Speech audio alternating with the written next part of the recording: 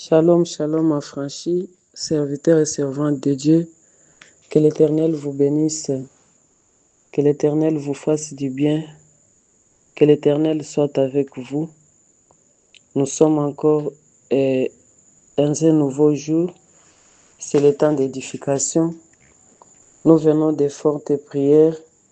Nous avons été visités par notre Dieu dans les thèmes qu'il nous a donnés pour le mois de mai. L'Éternel, car l'Éternel étend ses regards sur toute la terre pour soutenir ceux dont le cœur est tout entier à lui. Nous avons tourné nos regards, nous avons tourné nos cœurs, nous avons rencontré les regards de l'Éternel. Il a été merveilleux avec nous pendant ces 2 jours. Nous bénissons l'Éternel pour les serviteurs et les servantes de Dieu qui ont œuvré pendant ces moments de prière. Nous bénissons tout affranchi qui s'est approché sincèrement de notre Dieu. Nous voilà dans une autre période d'édification. Que le Seigneur vous bénisse. Aujourd'hui, avec l'aide du Saint-Esprit, je vais parler du thème que j'ai intitulé « Savoir définir sa mission ». Savoir définir sa mission, je l'ai pris dans le livre, dans l'évangile de Marc, chapitre 1, versets 2 à 4, Galates, chapitre 2, 8 à 9, et Genèse 12, du 1er au 2e verset. Avant de lire la parole de Dieu, nous allons prier. Saint-Esprit de Dieu, je me dispose entièrement devant ta face. Je me remets à ta direction. Parle à moi, touche ma bouche, que ma bouche m'appartienne, mais que la parole qui sortira de cette bouche soit ta parole. Que tu disposes les oreilles spirituelles de ceux qui vont écouter cette parole. Que cette parole, Seigneur, puisse produire des fruits, Seigneur, des fruits dans la vie des affranchis, dans la vie de tous celui qui aura à écouter. Au nom de notre Seigneur Jésus-Christ. Amen. Amen, serviteurs et servants de Dieu. Nous allons lire la parole de Dieu dans l'évangile de Marc, chapitre 1er, versets 2 à 4. Nous lisons, il est écrit, je disais que le thème c'est savoir définir sa mission.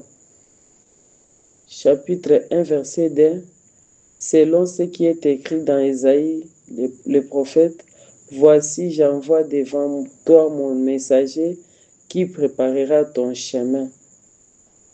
3. C'est la voix de celui qui crie dans les déserts, préparez les chemins du Seigneur, aplanissez ses sentiers. 4. Jean parut, baptisant dans les déserts et prêchant le baptême de repentance pour la rémission du péché. Nous allons lire Galates chapitre 2 versets 8 à 9. Car celui qui a fait de Pierre l'apôtre des circoncis a aussi fait de moi l'apôtre des païens. 9. Et ayant reconnu la grâce qui m'a été accordée, Jacques, Céphas et Jean, qui sont regardés comme des colonnes, me donnèrent à moi et à Barnabas la main de l'association, afin que nous allassions nous vers les païens et vers les circoncis. Genèse chapitre 12, verset 1. L'Éternel dit à Abraham, va-t'en de ton pays, de ta patrie, de ta maison, de ton père, de la maison de ton père et dans le pays que je te montrerai. 2. Je ferai de toi une grande nation et je te bénirai. Je rendrai ton nom grand et tu seras une source de bénédiction. Amen. Je disais que le thème, c'est savoir définir sa mission. Alléluia. Je viens annoncer à un affranchi qu'il est missionnaire. Je viens annoncer à une servante et à un serviteur de Dieu qu'il est missionnaire. La mission, c'est Dieu qui nous envoie en mission. La mission, elle est définie par Dieu lui-même qui nous envoie. Ce que toi, tu dois faire est de savoir quelle est la mission pour laquelle Dieu t'envoie sur cette terre. En tant que serviteur et servant de Dieu, tu dois savoir définir ta mission. Ta mission, ne dépend pas de la mission d'une autre personne. Ta mission ne doit pas nécessairement se ressembler à la mission d'une autre personne. Chacun a sa façon dont le Seigneur l'a appelé, chacun a sa façon dont le Seigneur l'envoie, chacun a sa façon dont le Seigneur l'utilise. Nous voyons Jean-Baptiste prêcher dans le désert. Il avait une mission. Sa mission était de préparer la venue de Jésus-Christ. Il vient pour préparer la venue de Jésus-Christ. Il est écrit que j'envoie devant toi mon messager. Il est venu comme messager pour préparer la venue de Jésus-Christ. Sa mission était localisée dans le désert. Il prêchait dans le désert. Il baptisait dans le désert. Il prêchait la repentance, la rémission des péchés. Il avait sa propre mission. Affranchi, serviteur et servant de Dieu, je viens t'annoncer ce matin que tu as ta mission. Tu as ta mission que Dieu t'a donnée. Ta mission ne ressemble pas à la mission de l'autre. Le don qui est en toi n'est pas le don qui est en l'autre. Chacun a été appelé de sa manière. Chacun a été envoyé de sa manière. Dans le livre des Galates, on nous dit que l'apôtre Pierre a été envoyé vers les circoncis et Paul a été envoyé vers les incirconcis. Chacun a sa mission affranchie. Chacun a sa façon dont Dieu nous a envoyés. Dieu appelle Abraham, il lui dit, va-t'en de ton pays, quitte la maison de ton père, je te montrerai, va dans le pays que je te montrerai, je ferai de toi une grande nation. Il a son appel, il a sa mission. Je voudrais te dire aujourd'hui que tu as ton appel, tu as ta mission. Concentre-toi sur ta mission, suis celui qui t'a appelé, écoute celui qui t'a appelé, travaille pour celui qui t'a appelé, puisque c'est celui qui t'a appelé qui t'a envoyé en mission. Ne regarde pas la mission de l'autre. Ne suis pas la mission de l'autre. Jean-Baptiste, ayant été appelé pour prêcher dans le désert, quitte le désert pour aller en ville. Comme Jésus prêchait en ville, et lui croyait qu'il lui aussi devrait prêcher en ville, mais il a fini par la décapitation.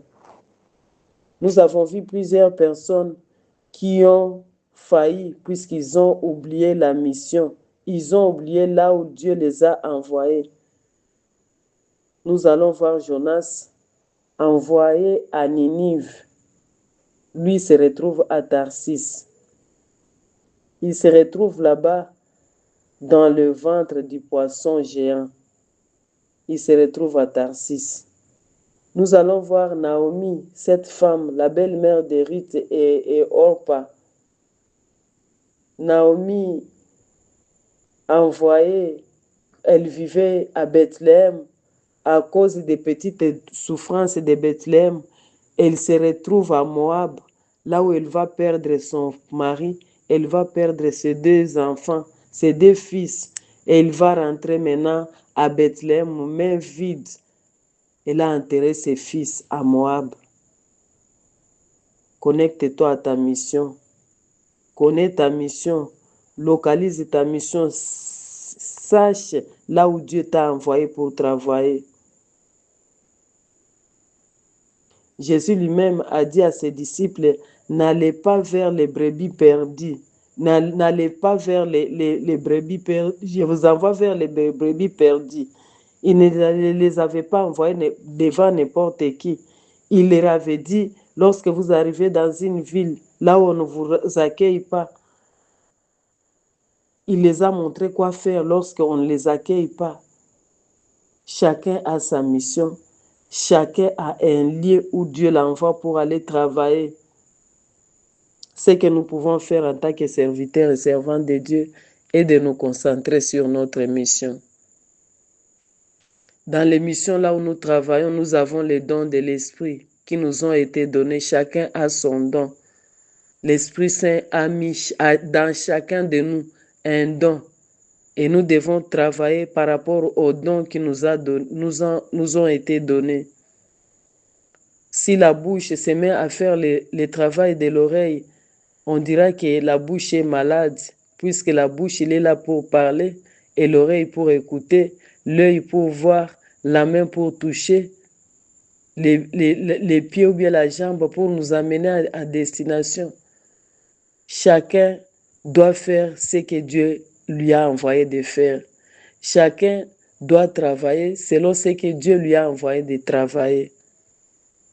N'envions pas les dons qui se trouvent dans l'autre. Ne regardons pas les dons qui se trouvent dans l'autre. Chacun a son don à lui. Ce qui est essentiel est que chacun de nous sache travailler avec l'aide du Saint-Esprit dans la méditation, dans la prière, dans la consécration. Invoquer le Saint-Esprit pour que les dons qui est en moi, pour que les dons qui est en toi puissent éclore et puissent travailler pour l'avancement de l'œuvre de Dieu. Sachons nous localiser sur la mission, sachons connaître la mission qui nous a été donnée, sachons définir pourquoi, pour quelle mission Dieu nous a appelés.